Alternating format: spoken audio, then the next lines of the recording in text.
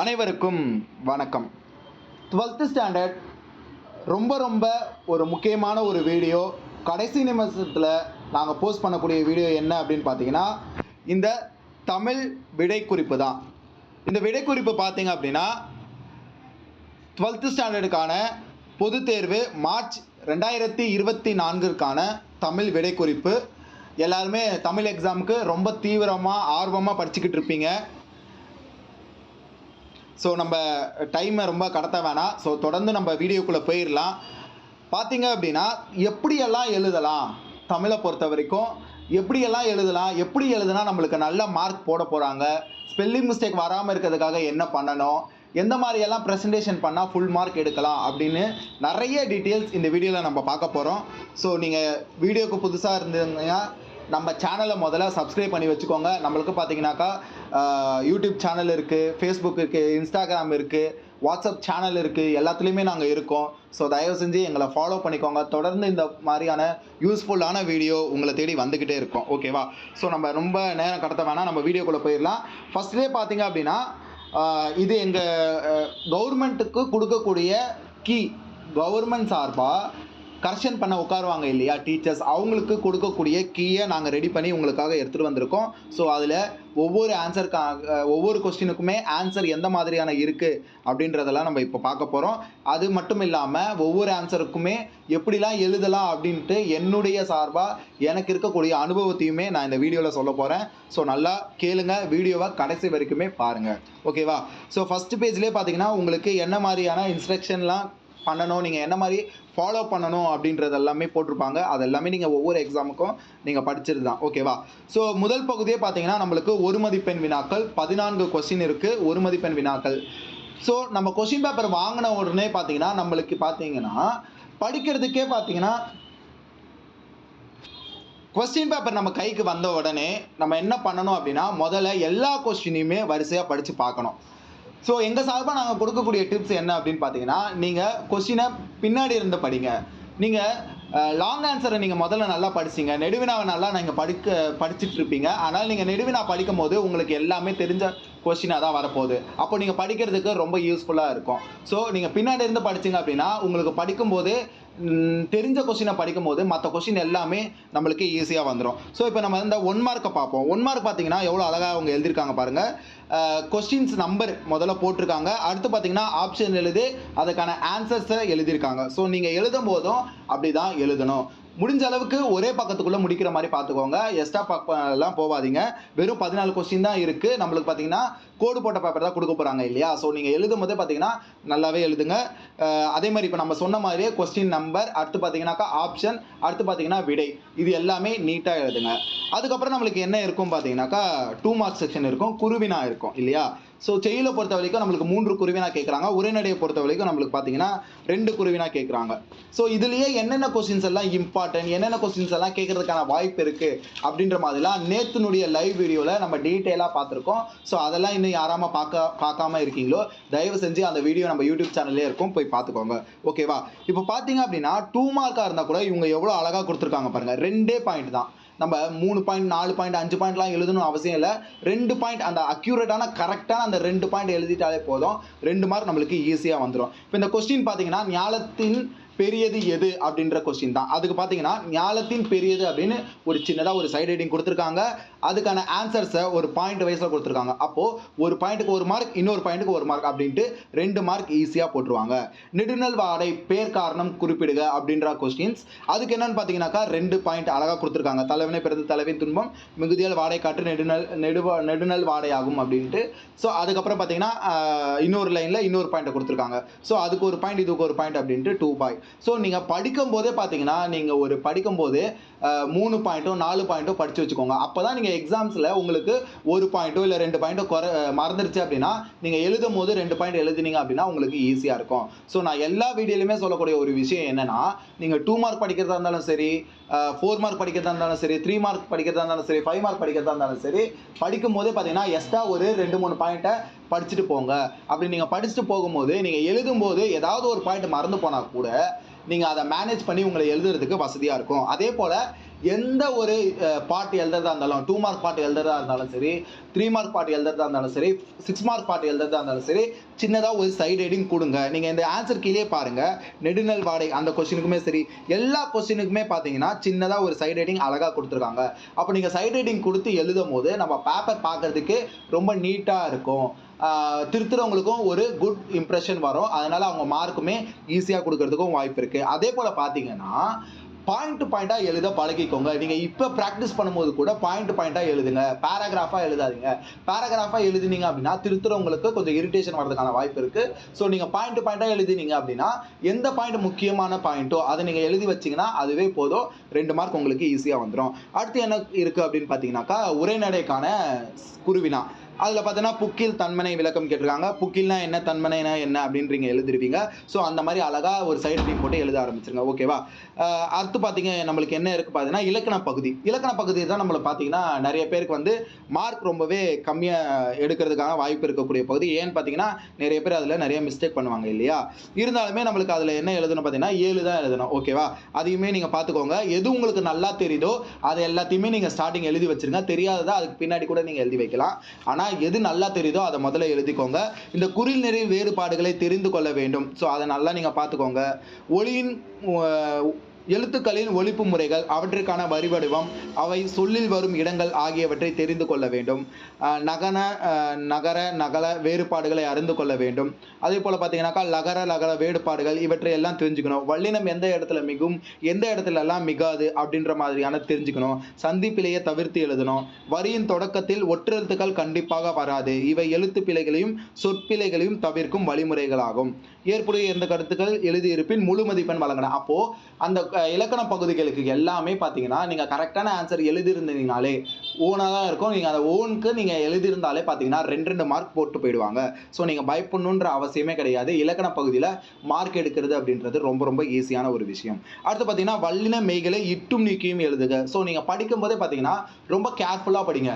எந்த இடத்துல வந்து புள்ளி வச்ச எழுத்து வரும், எந்த எழுத்துல வராது அப்படின்றத தயவு செஞ்சு கொஞ்சம் நல்லா பார்த்துட்டு போங்க. அது பிரகாரம் நீங்கள் வரக்கூடிய இடத்துல புள்ளிகள் வரக்கூடிய இடத்துல புள்ளிகள் போட்ட எழுத்தை போட்டோ தேவையில்லாத இடத்துல நீக்கியோ கரெக்டாக எழுதுங்க. இப்போ புள்ளிகள் போடக்கூடிய எழுத்தை நீங்கள் எழுதுறீங்க, எக்ஸாம்பிளுக்கு நீங்கள் அந்த இடத்துல இப்பு வரும் அப்படின்னு நீங்கள் நினச்சிங்கன்னா இப்பு அப்படின்னு எழுதிட்டு சின்னதாக அண்டர்லைன் பண்ணி காட்டுங்க. அப்போ தான் பார்த்தீங்கன்னா கரெக்ஷன் பண்ணுறவங்களுக்கு பரவாயில்ல, இவங்க எழுதியிருக்காங்க, அண்டர்லைன் போட்டிருக்காங்க, நல்லா படிக்கிற பசங்க தான் அப்படின்ற மாதிரியான ஒரு எண்ணங்கள் வரும். ஸோ அதெல்லாமே சின்ன சின்ன டிப்ஸ் தான். சென்டிமெண்ட் இருக்கிறவங்க மஸ்ட்டு ஃபாலோ பண்ணக்கூடிய ஒரு டிப்ஸு. அடுத்து பார்த்தீங்கன்னாக்கா தொடரில் உள்ள பிழைகளை நீக்கி எழுதுக அப்படின்ற அரங்கன் வெண்கல பாத்திரம் கடை வைத்திருக்கான் அப்படின்னு இருக்கும். அதில் பார்த்தீங்கன்னா தப்பான வார்த்தை இருக்கும். நம்ம அதை என்ன பண்ணணும், கரெக்ஷன் பண்ணி எழுதணும். கரெக்ஷன் பண்ணி நீங்கள் எழுதிட்டீங்கன்னா அப்படின்னா கரெக்ஷன் பண்ணதை நீங்கள் அடிக்கோடிட்டு காட்டுங்க. அது ரொம்பவே முக்கியம். ஸோ அதை பார்த்துக்கோங்க. பேச்சு வழக்கு எழுத்து வழக்காக மாற்றுங்க அப்படின்னா பார்த்தீங்கன்னா நிலத்தை கலர வேண்டும், அப்போ தான் வவுறு நிறையும் அப்படின்னு இருக்கும். நீங்கள் அதை வந்து வயிறு நிறையும் கலர வேண்டும் அப்படின்னு இருக்கும். நீங்கள் அதை கிளற வேண்டும் அப்படின்னு மாற்றி எழுதணும். ஓகேவா? ஸோ பொருள் வேற்றுமையை அறிந்து தொடராக அமைக்க அப்படின்னு இருக்கு. திண்மை அப்படின்னா வந்து தீமை அப்படின்னு தெரியும். திண்மை அப்படின்னா வலிமை உறுதி. அப்போ 2த்துக்குமான வேற்றுமை என்னன்னு தெரிஞ்சுட்டு அதை ஒரு சென்டென்ஸில் நம்ம எழுதுகிற மாதிரி இருக்கும். அதையும் நீங்கள் பார்த்துக்கோங்க.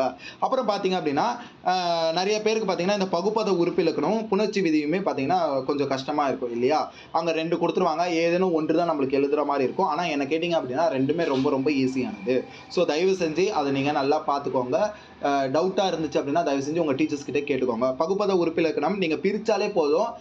பிரிக்கிறத வச்சே நம்ம எழுதிடலாம். இப்போ இங்கே செய்த அப்படின்னு கொடுத்துருக்காங்க. அப்போது செய்யின்றது இப்போ இந்த பகுதி அப்படின்றது பார்த்தீங்கன்னா முழுக்க கட்டளை சொல்லாதான் இருக்கும். அது ஒரு சின்ன ட்ரிக்ஸ் மாதிரி நீங்கள் ஞாபகம் வச்சுக்கோங்க. இந்த செய் அப்படின்ற இந்த வார்த்தை நம்ம வந்து பகுப்பத உறுப்பிலக்கணத்தில் நம்ம பகுதியாக வரக்கூடிய வார்த்தைகள் எல்லாமே கட்டளை வார்த்தைகளாக தான் இருக்கும். ஸோ செய் போட்டக்கப்புறம் நீங்கள் பகுதி அப்படின்னு தெரிஞ்சிச்சு. அதுக்கப்புறம் நீங்கள் விகுதியை பாருங்கள். விகுதி இருந்துச்சு அப்படின்னா அது பெயரச்சம், ஊழ முடிஞ்சிச்சு அப்படின்னா வினையச்ச விகுதி. அப்போது நீங்கள் பகுதிக்கும் விகுதிக்கும் நடுவில் இருக்கிறது இறந்த கால இடைநிலை. இந்த இறந்த கால இடைநிலை எப்படி கண்டுபிடிக்கிறது? இடைநிலை நம்மளுக்கு தெரிஞ்சிச்சு, அது இறந்த காலமா நிகழ்காலமா அப்படின்னு எப்படி தெரிஞ்சுக்கிறது அப்படின்னா அப்போ அங்கே செய்த அப்படின்னு இருக்குது. அப்போ செய்த அப்படின்னா ஆல்ரெடி ஏதோ ஒரு விஷயத்த செஞ்சு முடிச்சிட்டாங்க அப்படின்னா அப்போ அது இறந்த காலம். அப்போது செய்கிறான், செய்ய போகிறான் அப்படின்னா அது எதிர்காலத்திலேயோ நிகழ்காலத்திலேயோ வரக்கூடிய விஷயம். ஸோ அதையுமே நீங்கள் பார்த்துக்கோங்க. ஓகேவா? அடுத்து பார்த்தீங்கன்னா கலைச்சொற்கள் இருக்குது. கலைச்சொற்கள் நீங்கள் ஆல்ரெடி ஒவ்வொரு புக் பேக் ஒவ்வொரு இயல்லையுமே இருக்கிறத நல்லா படிச்சிருப்பீங்க. ஓகேவா? செவி மாற்றம் இருக்குது, மாற்று வினா இருக்குது. நிறைய பேர் அதை எழுதி வைக்கிறீங்க. அதெல்லாம் எழுதக்கூடாது. அதையும் நீங்கள் பார்த்துக்கோங்க. புணர்ச்சி விதி தருக அப்படின்னும்போது புணர்ச்சி விதியுமே பார்த்தீங்கன்னாக்கா அந்த விதிப்படி என்ன வருதோ அதை தாராளமாக நீங்கள் எழுதலாம். இங்கே பார்த்தீங்கன்னாக்கா உரனுடை இருக்குது. அப்போ உரன் ப்ளஸ் உடை நார்மலாக இருக்குது. உடல் மேல் உயிர் வந்து ஒன்றுவதே இயல்பே என்னும் விதிப்படி உரனுடை என்று மாறியது. அது பார்த்தீங்கன்னாக்கா தலைக்கோள். அப்போ இயல்பினும் விதியினும் நின்ற உயிர் முன் காசா தாப்பா மிகும் அப்படின்னு. அப்போ இப்போ மை இருக்கிற மாதிரி ஏதாவது வந்துச்சு, செம்மை ப்ளஸ் பருதி, செம்பருதி. அப்போ மை விகுதி கேட்டு மவ்விரு ஒற்றும் மை ஈறு போதல் விதிப்படி மை கெட்டுருச்சு. அந்த விதிப்படி மை போயிடும், செம்பருதி என்று வரும். ஸோ இந்த மாதிரி நிறைய விதியை நீங்கள் படித்து வச்சுட்டீங்க அப்படின்னா புணர்ச்சி விதியை ரொம்ப ஈஸியாக அட்டன் பண்ணிடலாம். ஓகேவா? அடுத்து பார்த்தீங்கன்னாக்கா சொல்லை பிரித்தும் சேர்த்தும் தொடராக அமைக்க. இங்கே பார்த்தீங்கன்னா கோவில் கொடுத்துருக்காங்க. கோவில் அப்படின்னா நம்மளுக்கு என்னன்னு தெரியும். நார்மலாக ஒரு கோவிலுக்கு போயிட்டு சாமிகள் எல்லாம் இருக்கக்கூடிய இடம் இல்லையா? ஸோ கோவில்னும் போது கோவில் திருவிழாவுக்கு சென்றோம்.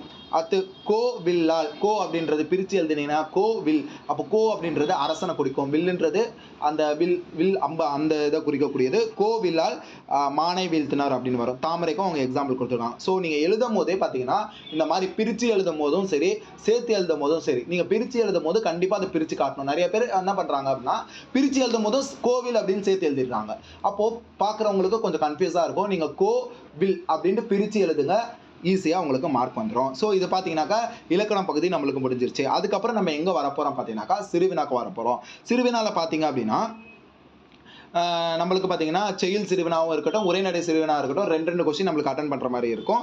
இதில் பார்த்தீங்கன்னாக்கா ஏங்கொழு நீர் ஞாலத்து இருளகற்றும் இடம் சுற்றி பொருள் விளக்கம் தருக அப்படின்னு கேட்டிருக்காங்க. ஸோ அதுக்கு பார்த்தீங்கன்னா அழகாக அவங்க எழுதியிருக்காங்க. இடம் என்ன இடம் எழுதியிருக்காங்க, பொருள் என்ன எழுதியிருக்காங்க, விளக்கம் என்ன எழுதியிருக்காங்க. ஸோ நீங்களுமே அப்படி தான் எழுதணும். அடுத்து பார்த்தீங்கன்னாக்கா ஜடாயுவை தந்தையாக ஏற்று ராமன் ஆற்றிய கடமைகள் என்ன அப்படின்ற மாதிரியான கொஸ்டின் நினைக்கிறேன். அந்த கொஸ்டினுடைய சைடு ஹெட்டிங்கான ஆன்சர்ஸை போட்டுட்டு அதுக்கு பார்த்தீங்கன்னாக்கா ஒரு இப்போ இந்த பார்த்தீங்கன்னா 4 மார்க் தான். ஆனால் 4 மார்க்குக்கு அங்கே எத்தனை கொஸ்டினுக்கு எழுதியிருக்காங்க பாருங்கள், எத்தனை பாயிண்ட்ஸ் எழுதியிருக்காங்க பாருங்கள். 1 2 3 4 5 6 பாயிண்ட் எழுதியிருக்காங்க. அப்போ 6 பாயிண்ட்டை படிச்சுட்டு போயிருக்காங்க.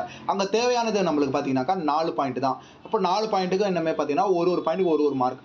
ஆனால் நீங்கள் எழுதும் போது ஒரு 5 பாயிண்ட்டோ 6 பாயிண்ட்டோ நீங்கள் நல்லா எழுதிட்டீங்க அப்படின்னா ஏதாவது ஒரு மிஸ்டேக் உங்களே அறியாமல் ஏதாவது ஒரு ஸ்பெல்லிங் மிஸ்டேக் ஆனால் கூட நீங்கள் நிறைய பாயிண்ட் எழுதுறதுனால கூட அதை நெக்லெக்ட் பண்ணிவிட்டு உங்களுக்கு 4க்கு 4 மார்க் போடுறதுக்கான வாய்ப்பு இருக்குது. ஸோ நீங்கள் எழுதும் போது ஒரு 5 பாயிண்ட் 6 பாயிண்ட்டுன்னு எழுதுங்க. இதே மாதிரி தான் பார்த்தீங்கன்னாக்கா ஒவ்வொரு சிறுவினாவும் இருக்க போது. அடுத்து பார்த்தீங்கன்னாக்கா உரைநடைக்கான சிறுவினா, அதுவுமே ரொம்ப முக்கியமானது. அதுவுமே நீங்கள் எல்லா சிறுவினாவும் எல்லா நெடுவினாவும் எல்லா குறுவினாவும் நீங்கள் எழுதும் போது சின்னதாக சைட் ஹெட்டிங் போடுங்க. சைட் ஹெட்டிங் போட்டு தாராளமாக நீங்கள் எழுதுங்க. ஓகேவா?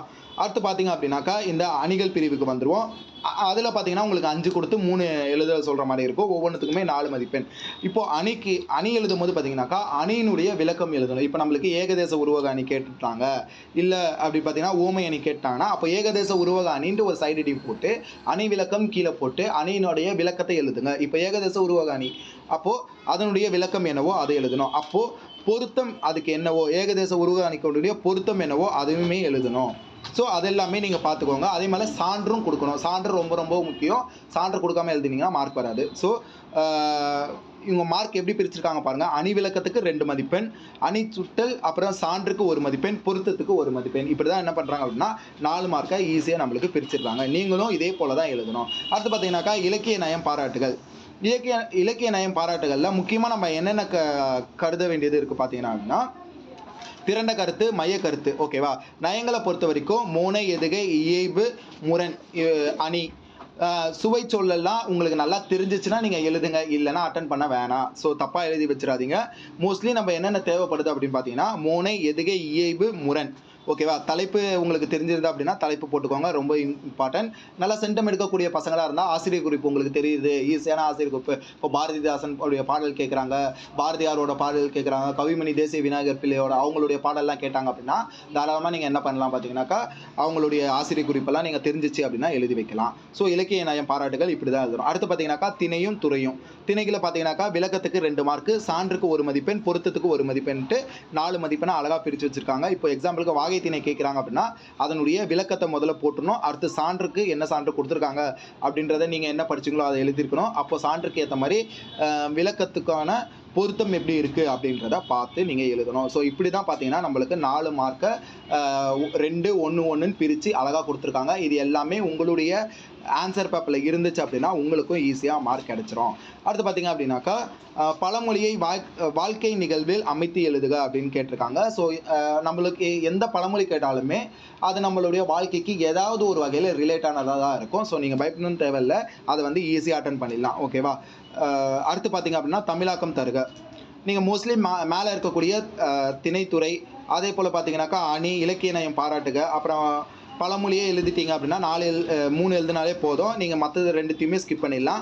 ஸோ இருந்தாலுமே தமிழாக்கமும் நீங்கள் நல்லா படிச்சுட்டு போங்க. தமிழாக்கம் நல்லா தெரியுது, அக்யூரேட்டாக இதுக்கான தமிழாக்கம் எனக்கு தெரிஞ்சிச்சு அப்படின்னா மட்டும் எழுதுங்க, இல்லைனா அதை விட்டுட்டு போயிடுங்க. ஓகேவா? அடுத்து பார்த்தீங்க அப்படின்னாக்கா என்ன பகுதியில் போகிறோம் பார்த்தீங்கன்னா தமிழ்லேயே அதிகமான மார்க் கொடுக்கக்கூடிய பகுதி எதுன்னு பார்த்தீங்கன்னா இந்த நெடுவினா தான்.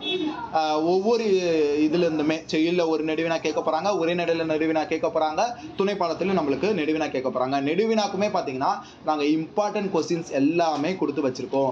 நேற்றுனுடைய லைவ்ல பார்த்தீங்கன்னா இந்த 12 கொஸ்டின் ப்ளஸ் ஒவ்வொரு இதுலையுமே கூடுதல் வினாக்கள் 2 வினாக்கள் கொடுத்துருக்கோம். ஸோ இந்த 12 ப்ளஸ் ஒரு 6 கொஸ்டின் 18 கொஸ்டின் கொடுத்துருக்கோம். 18 மார்க்குக்குமே 18 கொஸ்டின் கொடுத்துருக்கோம். இந்த 18 கொஸ்டினும் நீங்கள் படித்தாலே போதும், தரவாக அதுலேருந்து உங்களுக்கு 3மே நீங்கள் அட்டன் பண்ணிடலாம். ஸோ தயவு செஞ்சு அந்த வீடியோ இன்னும் பார்க்காம இருந்தீங்கன்னா போய் பாருங்கள். ஓகேவா? அதே போல் பார்த்தீங்கன்னா இங்கே பார்த்தீங்க அப்படின்னா நெடுவினாவை பொறுத்தளவுக்கு இங்கே குறிப்பு சட்டகம்லாம் அவங்க போடலை, இருந்தாலுமே நீங்கள் குறிப்பு சட்டகம் எழுதுங்க. ஏன்னா நிறைய டீச்சர்ஸ் பார்த்தீங்கன்னா அதை வந்து எக்ஸ்பெக்ட் பண்ணுவாங்க. ஸோ நீங்கள் எழுதும் போதே குறிப்பு சட்டகம் எழுதுங்க. குறிப்பு சட்டகத்தில் முன்னுரை முடிவுரை போட்டு எழுதுங்க. முன்னுரை முடிவுரை சேர்த்து ஒரு 4 சைட் ஹெட்டிங் உள்ளே இருக்கிற மாதிரி பார்த்துக்கோங்க. ஓகேவா? முன்னுரை முடிவுரை 2 சைட் ஹெட்டிங் ஆயிடுச்சு, அது இல்லாமல் ஒரு 4 சைட் ஹெட்டிங்கோட எழுதுனீங்க அப்படின்னா உங்களுக்கு பார்க்கக்கூடிய நெடுவினா பார்த்தீங்கன்னா ரொம்ப அழகாக இருக்கும், ப்ரெசன்டேஷனுமே ரொம்ப குட்டாக இருக்கும். இப்போ என்ன கொடுத்துருக்காங்க இங்கே அங்கே பார்ப்போம். ஓகேவா? என்ன கொடுத்துருக்காங்க அப்படின்னா பண்பின் படிமமாக படைக்கப்பட்ட ராமன் பிற உயிர்களிடம் கொண்டிருந்த உறவு நிலைகள் என்னென்ன அப்படின்றது தான் கொஸ்டின்ஸ் இல்லையா? ஸோ குறிப்பு சட்டகம் நீங்கள் போடுறீங்க, முன்னுரை எழுதும் போது ராமனுடைய பண்பு நிலைகளை பற்றி வரக்கூடிய பகுதியில் காண்போம் அப்படின்னு நீங்கள் போட்டுட்டு, அடுத்து வேட்டுவ தலைவன் குகனுடன் கொண்ட உறவு அப்படின்னு நீங்கள் போடுங்க. அடுத்து பார்த்தீங்கன்னா கழுகுவேந்தன் ஜடாயுடன் கொண்ட உறவு, அடுத்து எளிய முதியவள் சபரியுடன் கொண்ட உறவு, வனத்தலைவன் சுக்ரீவனுடன் கொண்ட உறவு, அப்படியெல்லாம் நீங்கள் குறிப்பு சட்டங்களை நீங்கள் போடும் போது அவங்க உள்ளே படித்து பார்க்கணுன்ற அவசியமே கிடையாது. பரவாயில்ல, குறிப்பு சட்டகத்திலே அவங்களுக்கு நமக்கு தேவையான டீட்டெயில்ஸ் எல்லாமே கொடுத்துட்றாங்க அப்படின்ட்டு கஷ்டம் பண்ணக்கூடியவங்களுக்கு அப்போவே என்ன பண்ணுறோன்னா மனசில் வந்துடும், அவங்க நல்லா படிக்கிற பசங்க தான், அப்போ உள்ள கரெக்டாக தான் எழுதியிருப்பாங்க, நம்ம அடுத்தடுத்த வேலையை பார்க்கலாம் அப்படின்ட்டு உடனே என்ன பண்ணுவாங்கன்னா மார்க் போட்டு போயிட்டே இருப்பாங்க. அவங்க உள்ளே கூட படித்து பார்க்க மாட்டாங்க. ஸோ நீங்கள் இந்த மாதிரி குறிப்பு சட்டகம் எல்லாம் போட்டு எழுதும் போது அது உங்களுக்கு ப்ளஸ்ஸாக தான் அமையுமே தவிர எப்போவுமே நெகட்டிவாக அமையாது. ஸோ நீங்கள் குறிப்பு சட்டகம் போட்டு தாராளமாக எழுதலாம். இதே மாதிரி பார்த்தீங்கன்னா அவங்க கிட்டத்தட்ட பார்த்தீங்கன்னா ஒரு 5 சைட் ஹெட்டிங் கொடுத்துருக்காங்க. நான் சொன்ன மாதிரி தான் முன்னுரை முடிவுரை சேர்த்து மொத்தம் வந்து ஒரு 6 சைட் ஹெட்டிங்கோட எழுதுனா ரொம்பவே நல்லாயிருக்கும். நிறைய பேர் லைவில் அதான் கேட்குறீங்க, நெடுவினாக்கெல்லாம் நாங்கள் எத்தனை சைட் ஹெட்டிங் போட்டு எழுதுறது? என்னை பொறுத்த வரைக்கும் பார்த்தீங்கன்னாக்கா முன்னுரை முடிவுரை சேர்த்து ஒரு 6 சைட் ஹெட்டிங்கோட எழுதுனீங்கன்னா அது பர்ஃபெக்டாக இருக்கும். நீங்கள் எல்லா நெடுவினாக்குமே இதுவே ஃபாலோ பண்ணுங்கள். இப்போ எக்ஸாம்பிளுக்கு செய்யுள் நெடுவினால வந்து இப்போ திருக்குறள் மாதிரியான வருது அப்படின்னா திருக்குறள் வர மாதிரியான கொஸ்டின்ஸ் எல்லாமே உங்களுக்கு தெரிஞ்ச திருக்குறள் எழுதி வைங்க, தாராளமாக எழுதலாம், அதெல்லாம் ஒன்றும் கிடையாது. ஆனால் கொஞ்சம் தப்பாக மட்டும் எழுதிடாதீங்க. சப்போஸ் உங்களுக்கு தப்பாக எழுதுகிற மாதிரி இருக்குது அப்படின்னா, தெரியல அப்படின்னா தயவு செஞ்சு அதை ஸ்கிப் பண்ணிடுங்க. நம்ம என்ன பண்ணணும் அப்படின்னா, ஒன்று தெரிஞ்சிருச்சு நல்லா தெரிஞ்சிருச்சு அப்படின்னா தாராளமாக எழுதலாம். தெரியலை இருந்தாலும் நான் எழுதுவேன் தப்பாக எழுதுவேன் அப்படின்னா உங்களுக்கு மார்க் போய்டும். அதனால் தெரியல அப்படின்னா அதை விட்டுருங்க, தப்பாக மட்டும் எழுதி வைக்காதீங்க. ஆனால் அதே மாதிரி பார்த்தீங்கன்னா ஓன் கொஸ்டினாக இருக்கும்போது அதெல்லாம் நீங்கள் நல்லாவே எழுதலாம், அதுவும் கொஞ்சம் நல்லா பார்த்துக்கோங்க. ஓகேவா? திருக்குறள் கொஸ்டின்ஸுக்கு எல்லாமே பார்த்தீங்கன்னா அழகாக சைட் ஹெட்டிங் போடுங்க, குறிப்பு சட்டகம் எழுதுங்க, சைட் ஹெட்டிங் போட்டு ஒவ்வொரு திருக்குறளுமே எக்ஸாம்பிளுக்கு எழுதி வச்சிங்க அப்படின்னா, நான் அப்படி தான் எழுதினேன், நான் நல்ல மார்க் எடுத்தேன், அதனால தான் இந்த டிப்ஸுமே நான் உங்களுக்கு சொல்கிறேன். ஓகேவா? அதையும் ஃபாலோ பண்ணிக்கோங்க. அடுத்து எனக்கு துணைப்பாடம் நெடுவினா. துணைப்பாடத்தில் பார்த்தீங்கன்னா மோஸ்ட்லி கதை எழுதுகிற மாதிரி தான் இருக்கும். அதை பொறுத்தளவுக்கு நீங்களே நல்லா எழுதலாம். தமிழில் பார்த்தீங்கன்னாக்கா ஸ்பெல்லிங் மிஸ்டேக்கே இல்லாமல் நீங்கள் கதை எழுதி வச்சிட்டிங்க அப்படின்னா 6க்கு 6 மார்க்கை ஈஸியாக எடுத்துடலாம் துணைப்பாடத்தை பொறுத்தளவுக்கு. ஸோ நீங்கள் எழுதும் போதே பார்த்தீங்கன்னா நீங்கள் படிக்கும் போதே நீங்கள் எப்படி எழுதுவீங்களோ ஓனாக எழுதுவீங்களோ அதை ப்ராக்டிஸ் பண்ணிட்டு போங்க. அந்த கொஸ்டின்ஸ் அங்கே வரும்போது நீங்கள் ஓனாக எழுதி வச்சுருக்க ஆன்சரை அதில் எழுதி வைங்க. ஸோ நல்ல மார்க் எடுக்க முடியும். ஓகேவா? இப்போ இந்த மருதன் கொஸ்டின் அவங்க கேட்டிருக்காங்க. மருதன் பார்த்தீங்கன்னா அந்த கதை உங்களுக்கு நல்லா தெரிஞ்சிருக்கும் இல்லையா? ஸோ அந்த கதையை ஓனாக நீங்கள் எழுதுங்க. ஓனாக எழுதும் போது பார்த்தீங்கன்னாக்கா நல்ல மார்க் எடுக்கிறதுக்கான வாய்ப்பு இருக்குது. ஓகேவா? அடுத்து பார்த்தீங்க அப்படின்னாக்கா மனப்பாட பகுதி அடிப்பிறலாமல் செகில் வடிவில் தருக அப்படின்ற மாதிரி கொடுத்துருக்காங்க. இதில் பார்த்தீங்கன்னாக்கா புறநானூறு பாடல் கேட்டிருக்காங்க. நம்மளுக்கு பார்த்தீங்கன்னாக்கா எக்கச்சக்கமான மனப்பாட பகுதிகள் இருக்குது. எல்லாமே நீங்கள் படிச்சாகணுமா கேட்டால் எல்லாமே படிச்சு தான் ஆகும், வேறு வழியே இல்லை. மோஸ்ட்லி நான் எல்லாமே நல்லா படிக்க முடியாது அப்படின்னு நீங்கள் நினச்சிங்கன்னா இந்த 4 லைனில் இருக்குது பார்த்தீங்களா, அந்த மனப்பாட பகுதியை கொஞ்சம் படிச்சுட்டு போங்க. ஏன்னா மோஸ்ட்லி இது பார்த்தீங்கன்னா 4 மதிப்பெண் தான் கொடுக்குறாங்க இல்லையா, அதனால் 4 மதிப்பெண் கொடுக்கக்கூடியதுனால 4 வரியில் இருக்கக்கூடிய மனப்பாடம் கேட்கறதுக்கு கொஞ்சம் வாய்ப்புகள் அதிகம். என்னால் எல்லாமே படிக்க முடியலனா நான் எதை படிக்கணும், லிமிட்டட் டைம் தான் இப்போ இருக்குது அப்படின்னு நினைக்கிறவங்க இந்த 4 வரியில் இருக்கக்கூடிய மனப்பாடத்தை படிச்சுட்டு போங்க. திருக்குறளை பொறுத்த அளவுக்கு நீங்கள் மனப்பாடமாக இருக்க எல்லா திருக்குறளும் தயவு செஞ்சு படிச்சுட்டு தான் போகணும், வேறு வழியே இல்லை. ஸோ பார்த்தீங்க அப்படின்னா நம்ம கிட்டத்தட்ட எல்லாத்தையுமே நம்ம கவர் பண்ணிட்டோம். A to Z பார்த்தீங்கன்னா இதிலேருந்து எப்படிலாம் கேட்கறதுக்காக நீங்கள் எப்படி எழுதணும் அப்படின்ற நிறைய விஷயங்கள் நம்ம அனலைஸ் பண்ணி பார்த்தோம். அதே போல் பார்த்தீங்கன்னா என்னுடைய சார்பாக இருந்து நான் என்ன மாதிரியான டிப்ஸ் எல்லாம் ஃபாலோ பண்ணேன், அதை வச்சு நீங்கள் உங்கள் பேப்பரில் எப்படி நீங்கள் ப்ரெசன்டேஷன் பண்ணணும் அப்படின்ற மாதிரி நிறைய விஷயங்கள் இந்த வீடியோவில் பார்த்தோம். ஸோ தொடர்ந்து இது போல் நிறைய வீடியோ உங்களுக்காக வரப்போகுது. தொடர்ந்து எங்கள் சேனலுடைய தொடர்பிலே இருங்க, ஓகேவா? இதுக்காக பார்த்தீங்கன்னாக்கா நாங்கள் ஸ்பெஷலாக பார்த்தீங்கன்னா சூப்பர் கைடுமே நாங்கள் ரெடி பண்ணி வச்சுருக்கோம். அதுவுமே நீங்கள் வேணும்னு நினச்சிங்க அப்படின்னா எங்களை காண்டாக்ட் பண்ணி வாங்கிக்கலாம், ஓகேவா? மீண்டும் அடுத்த ஒரு வீடியோவில் சந்திக்கலாம். நன்றி.